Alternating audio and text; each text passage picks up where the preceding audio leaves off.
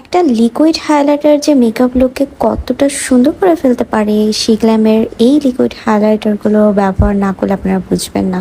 এটা আমি যখন ফার্স্ট টাইম ব্যবহার করি আমি রীতিমতো এটা প্রেমে পড়ে যায়। এত গ্লসি লুক দেয়, তিনোটা কালারই জাস্ট ওয়াও। যে কোনো লুকেই ব্যবহার করা যাবে। টপ যদি কোনো ব্র্যান্ড থাকে সেটার মধ্যে কিন্তু সেই গ্ল্যামটা পড়ে।